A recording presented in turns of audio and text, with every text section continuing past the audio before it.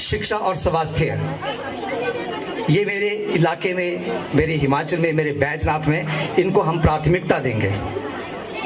और मैं यहाँ उपस्थित तमाम जनता से कहना चाहूँगा कि जिस दिन ये शपथ समारोह था उससे ठीक पिछले दिन हम आपके पास आए थे और वहाँ पे हमने ये बात जब की तब इन्होंने एक बात ये बोली थी कि सबसे इम्पोर्टेंट काम है मेरे बैजनाथ विधानसभा में कि यहाँ जो बाद, क्योंकि मैं खुद शिक्षा विभाग से हूँ तो जाहिर है कि मेरी एक मांग तो जरूर रहेगी कि ये हमारा राजकीय माध्यमिक पाठशाला जो स्कूल था पंजाला का, वो आप पंजाला की जनता ने चाहा उसको राजकीय उच्च पाठशाला का दर्जा दिया गया है। और यहाँ पे इसी सत्र से नई क्लास यहाँ पे बैठा दी गई है।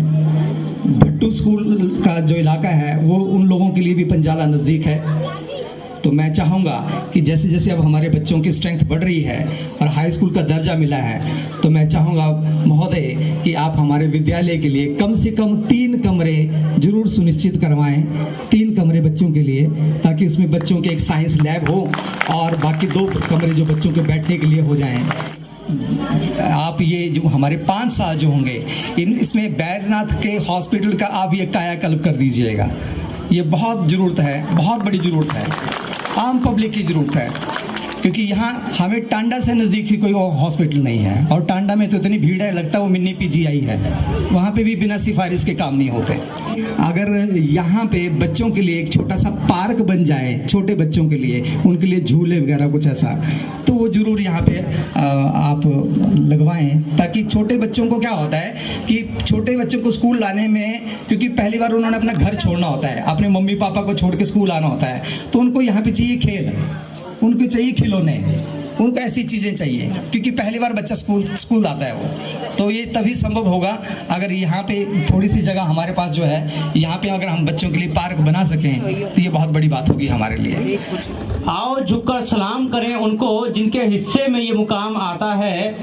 खुश नसीब होता है वो खून जो देश के काम आता है, खुश नसीब होता है वो खून जो देश के काम आता है।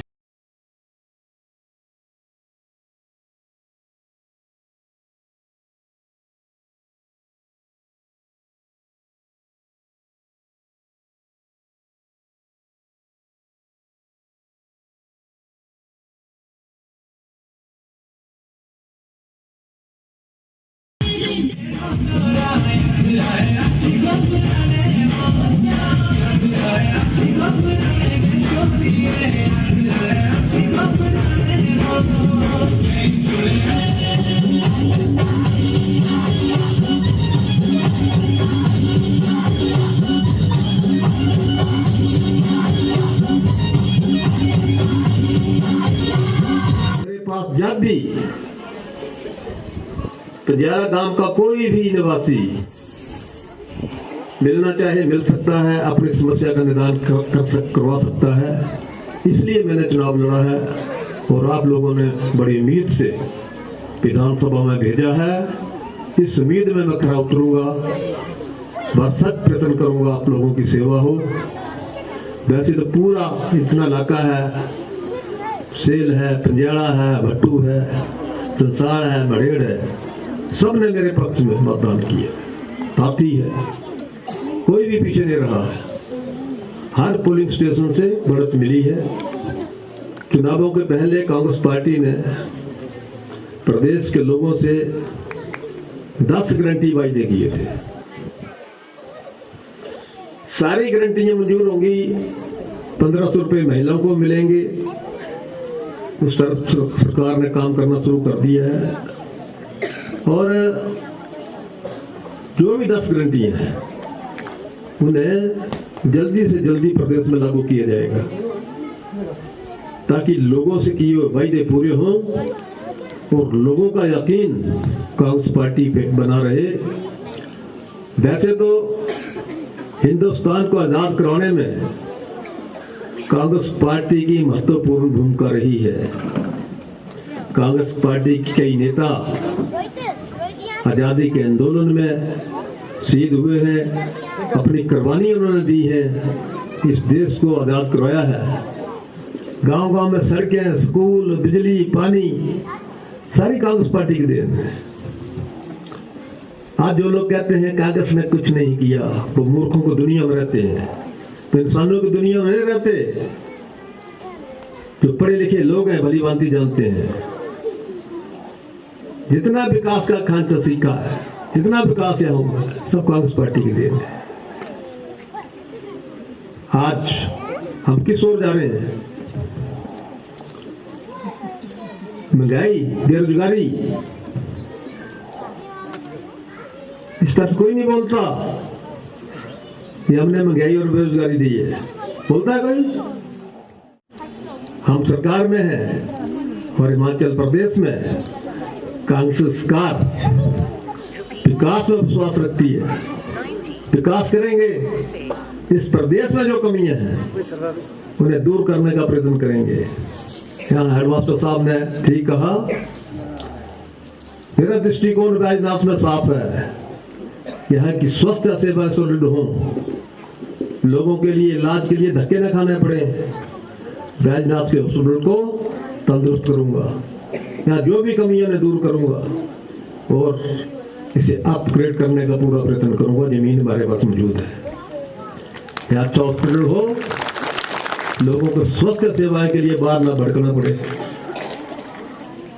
दूसरे अस्पतालों में, चाहे वो प्राइवेट हॉस्पिटल है, वहां तो भाई जिसके पास धन है, पैसा है, वो इलाज करवा सकता है। आम आदमी, गरीब आदमी जिसकी रोटी पैदा करना मुश्किल है, वो इलाज के लिए कहां भटके, इसके लिए प्रयत्न करूंगा। टेक्निकल एजुकेशन, बच्चों को टेक्निकल एजुकेशन दी जाए ताकि बच्चे आत्मनिर्भर हों, अपने पांव पे खड़े हों। इस बात की जरूरत है।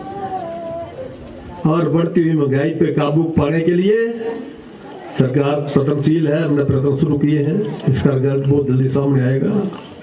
लोगों को महंगाई से निजात मिले और बेरोजगारी के जो इस वक्त समस्या है, छोटे से प्रदेश में 14 लाख बच्चे हमारे बेरोजगार हैं, दर दर की ठोकरें खा रहे हैं। इस ओर हमने कदम बढ़ाना है और सब कमेटी सरकार ने गठित की है। भी बच्चों को और नौकरी मेरिट के हिसाब से मिलेगी।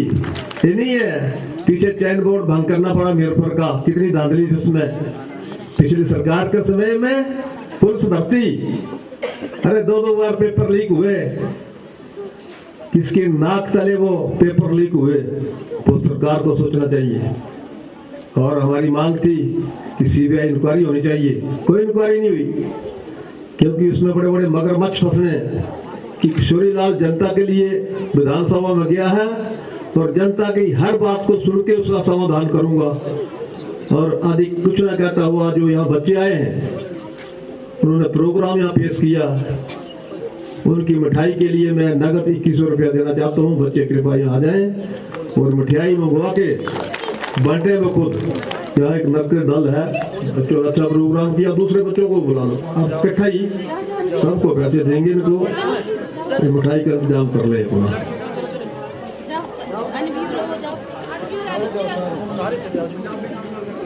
तो इस सारे नीचे लेते हो, इस सारे बच्चों को मिठाई बुला के बांट देंगे, ठीक है? बच्चों के सबको मिठाई बांट के खिलाएंगे ना हेडमास्टर साहब, ठीक हो गया?